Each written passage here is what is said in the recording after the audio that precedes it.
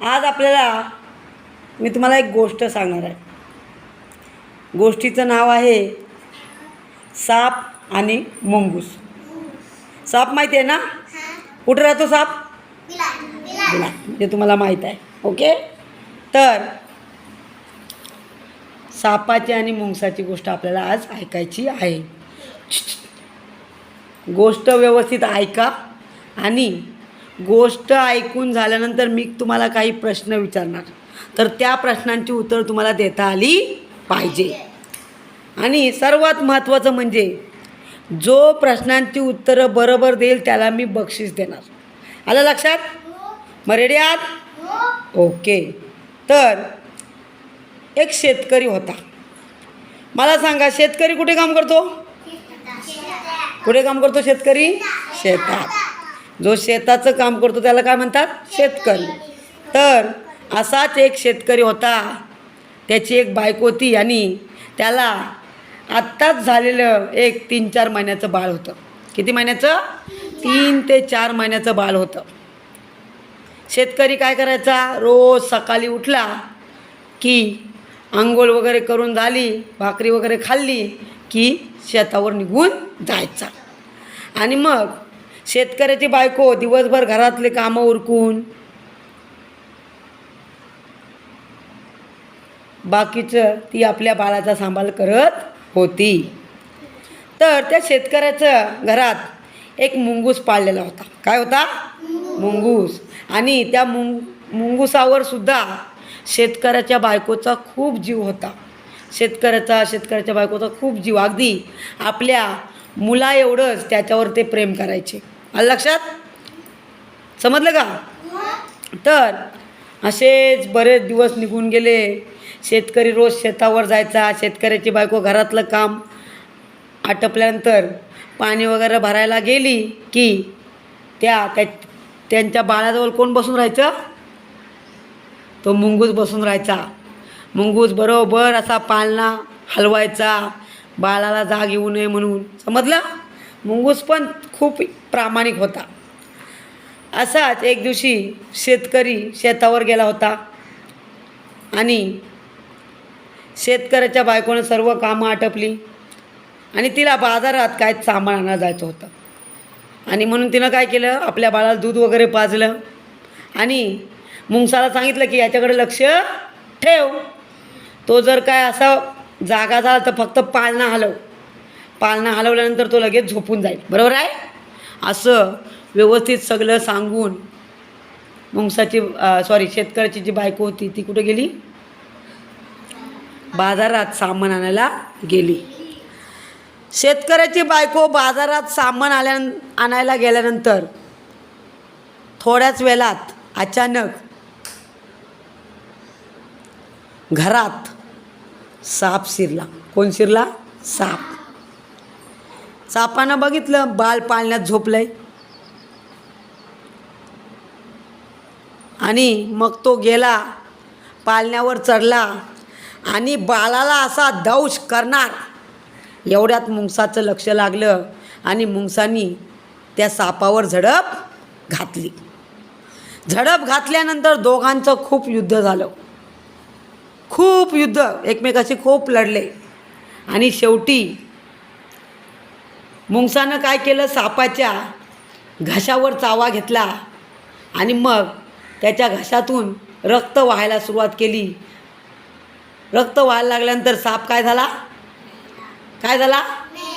बरोबर आहे? आपल्या जरी घशावर कोणी चावा घेतला आणि रक्त व्हायला लागलं तर काय होईल? आपण सुद्धा मरून जाऊ. समजलं? मग त्या पद्धतीनं त्या मुंगसानं सापाच्या घशावर चावा घेतला आणि त्या सापाला ठार मारून टाकलं. अशा पद्धतीनं मुंगसानं त्या बाळाचा जीव वाचवला. बघा, आता जर मुंगूस नसता तर काय झालं असतं? साप कोणाला चावला असता? बाळाला चावला असता की नाही? बरोबर आहे? कारण शेतकरी पण घरात नव्हता, शेतकऱ्याची बायको पण घरात नव्हती. पण मुंगसानं प्रामाणिक आपलं कर्तव्य बरोबर पार पाडलं. त्यानं बाळाचा जीव वाचवला. आता बाळाचा जीव वाचवल्यानंतर मुंगसाला असं वाटलं की आता मी बाळाचा जीव वाचवला आहे त्याच्यामुळे आता बाळाची आई जेव्हा म्हणजे शेतकऱ्याची बायको ज्यावेळी बाजारातून परत येईल आणि ती बघेल की मी सापाला ठार मारलं आहे, त्यावेळी ती माझं काय करेल, खूप कौतुक करेल, मला जवळ प्रेमाने जवळ घेईल, मिठी मारेल, मला चांगलं चांगलं खायला देईल. मुंगसाला असं वाटलं. मुंगसाला हे सगळं वाटलं की तो वाटच बघत होता कधी एकदा शेतकऱ्याची बायको बाजारातून येते आणि कधी एकदा ती बघते सापाला मरून पडलेला. आणि नेमकी तो वाट बघत असताना अचानक बाहेरूनच शेतकऱ्याची बायको येताना दिसते. आणि येताना दिसल्यानंतर मुंगूस धावतच जातो. मुंगूस धावत गेल्यानंतर बघतो तर काय, शेतकऱ्याची बायको बघते मुंगसाच्या तोंडाला काय लागलेलं आहे. काय लागलं होतं? खून नाही रे, मराठी शब्द वापरा रे. काय बोलतात? हां, रक्त. मुंगसाच्या तोंडाला कोणाचं रक्त लागलं होतं? सापाचं रक्त लागलं होतं. पण शेतकऱ्याच्या बायकोला माहीत होतं का? मुंगसाला एवढी घाई झाली की त्यानं घरात येऊनच दिलं नाही. बाहेर असतानाच तो धावत गेला. आणि धावत आल्यानंतर ज्यावेळी शेतकऱ्याच्या बायकोनं बघितलं मुंगसाच्या तोंडाला रक्त लागलंय, तिला असं वाटलं बाळाचा घात झाला. बहुतेक आपल्या बाळाला मुंगसाने ठार मारलं अशी तिची समजूत झाली. आणि तिच्या जीवाचा अगदी घालमेल झाली जीवाची. काय करू नी काय नको. तिला माहीत नव्हतं घरात काय घडलंय ते. तिनं फक्त मुंगसाच्या तोंडाला सापाचं रक्त बघितलं. तिला वाटलं हे बाळाचं रक्त आहे. आणि ती अगदी खूप रागावली आणि तिनं बाहेर अंगणात एक मोठी काठी पडली होती. रागाच्या भरात ती काठी घेतली तिनं आणि मुंगसाच्या अंगावर जोरजोरात काठीचे फटके मारायला सुरुवात तिने केली.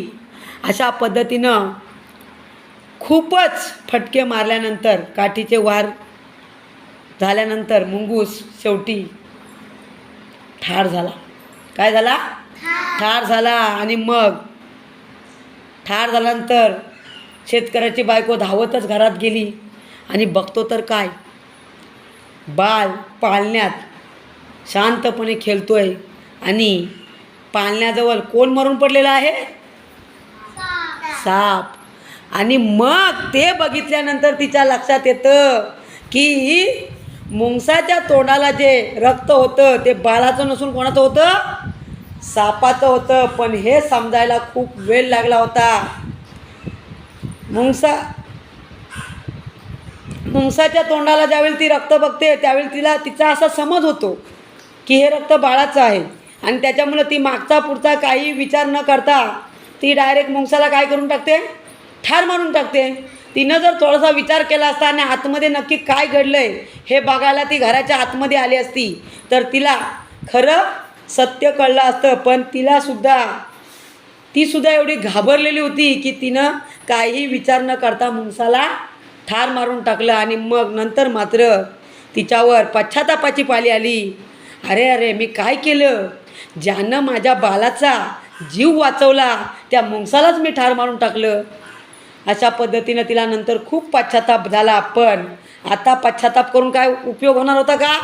नाही, कारण तिच्या हातून मुंगूस ठार झाला होता. बरोबर आहे. आणि म्हणून कोणतीही गोष्ट करण्यापूर्वी थोडा विचार करायचा, नक्की काय झालं याची खात्री करायची आणि मग पुढचं पाऊल उचलायचं. आलं लक्षात? समजली गोष्ट? ओके, मस्त होती, आवडली? अरे वा. मग आता माझ्या प्रश्नांची उत्तर देणार तुम्ही? नक्की? ठीक आहे. माझा पहिला प्रश्न, मला सांगा,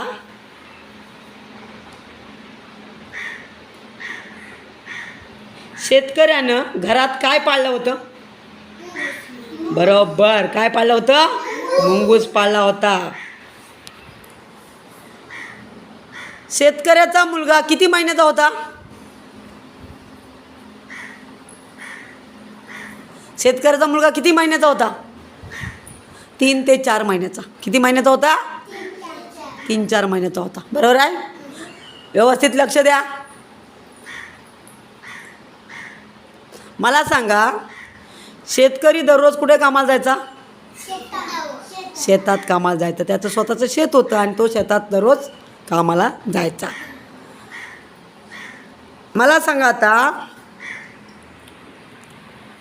शेतकऱ्याच्या बायकोला ज्यावेळी बाहेर कुठं जायचं असेल त्यावेळी ती बाळाजवळ कोणाला बसून जायची? मुंगसाला बसून जायची. कोणाला बसून जायची? मुंगसाला बसून जायची. मला सांगा, ज्यावेळी शेतकऱ्याच्या घरात साप शिरला, ज्यावेळी शेतकऱ्याच्या घरात साप शिरला त्यावेळी शेतकऱ्याची बायको कुठे गेली होती? कुठे गेली होती? बाजारात गेली होती. बरोबर आहे की नाही? मग आता मला सांगा, ज्यावेळी साप बाळाला दंश करणार एवढ्यात मुंगसानं काय केलं रे? हां, त्याच्यावर झडप घातली. पहिल्यांदा काय केली? झडप घातली आणि त्यांचं दोघांचं खूप भांडण झालं. एकमेकाची लढाई सुरू झाली आणि मग त्याच्यात सापाचं काय झालं रे? लढाईमध्ये मेला कोण? साप मेला. बरोबर आहे. मुंगसानं सापाला ठार मारल्यानंतर मुंगसाला काय वाटलं रे? त्यानं काय विचार केला? तो कोणाची वाट पाहत होता? तो वाट कोणाची पाहत होता? बरोबर आहे, शेतकऱ्याची बायकोची वाट पाहत होता. का? कशासाठी? त्याला काय वाटलं होतं? बरोबर आहे. बघा, वेद बरोबर. त्याला असं वाटलं की मी आता बाळाचा जीव वाचवला, याचा अर्थ बाळाची आई माझ्यावर काय होईल? खुश होईल आणि ती माझं कौतुक करेल, ती मला प्रेमाने जवळ घेईल, ती मला खूप चांगल्या प्रकारे चांगलं खायला देईल, गोडधोड खायला देईल, असं त्याला वाटलं होतं आणि म्हणून तो तिची वाट बघत होता. मला सांगा, शेतकऱ्याच्या बायकोनं मुंगसाला ठार का मारलं? सांगा लवकर. हां, जोरात बोल. तिला काय वाटलं? बरोबर आहे, तिला वाटलं मुंगसाच्या तोंडाला जे रक्त लागले ते कोणाचं आहे? बाळाचं आहे. याचा अर्थ मुंगसानं बाळाला काय केलं? ठार मारलं आणि म्हणून तिला राग आला. समजलं? आणि म्हणून रागाच्या भरात कोणतीही गोष्ट करायची नाही. समजलं? आता मला सांगा, काय झालं असतं तर शेतकऱ्याच्या बायकोनं मुंगसाला ठार मारलं नसतं?